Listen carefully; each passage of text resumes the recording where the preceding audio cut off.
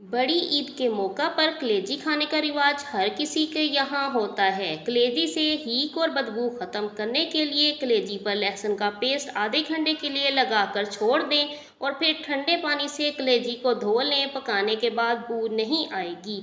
गोश्त की बू खत्म करनी हो तो एक प्याले में इतना पानी लें कि गोश्त अच्छी तरह से डूब जाए। इसमें 4 चम्मच सफ़ेद सिरका डाल दें और इसमें 15 से 20 मिनट के लिए गोश्त को भिगो दें। फिर पानी से निकाल कर अच्छी तरह सादे पानी से धो लें। पकाने के बाद बू नहीं आएगी।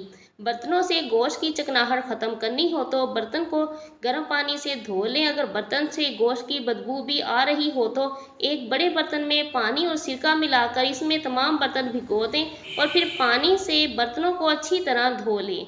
कलेजी या गुर्दे पकाते वक्त नमक हमेशा आखिर में डालना चाहिए कि अगर शुरू में नमक डाल दिया जाए तो गुर्दे कलेजी सख्त बनते हैं, इसलिए आखिर में नमक डालने से कलेजी नरम और मज़ेदार बनेगी। कीमा पकाते वक्त अगर कीमा काला हो जाता है तो इसका सबब इसमें पिसा हुआ धनिया डालना है। कीमे में कभी भी पिसा हुआ धनिया मत डालें। गोश्त गलाने के लिए अगर कच्चा पपीता ना मिले तो पपीते के छिलके ले लें, इसे पीस कर गोश्त में डाल लें। इससे गोश्त बहुत जल्दी गल जाएगा। अगर ब्लेंडर में चटनी पीस रही हो तो कभी भी चटनी में शुरू में नमक मत डालें, वरना चटनी पतली बनेगी और बड़ी ईद पर बारबेक्यू के साथ चटनी खाने का मज़ा किरकिरा हो जाएगा।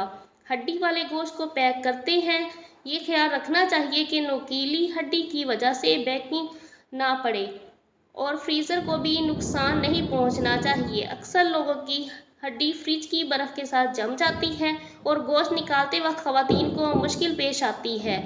बड़ी ईद के मौका पर अक्सर देखने में आया है कि ख़वातीन 4 से 5 किलो के पैकेट बनाकर फ्रीज़ कर देती हैं, जबकि इनको ज़रूरत इतने सारे गोश्त की एक वक्त में ज़रूरत नहीं पड़ती। तो हमेशा 1 किलो के गोश्त के पैकेट बनाएं ताकि आपको जितने गोश्त की ज़रूरत हो इतना ही गोश्त निकाल कर पानी में भिगो सकें। और हमेशा याद रखें कि पैकेट के बाहर मार्कर की मदद से लिख दें कि इसमें बोटियाँ या किस तरह का गोश्त है, बड़े का गोश्त है या छोटा गोश्त है।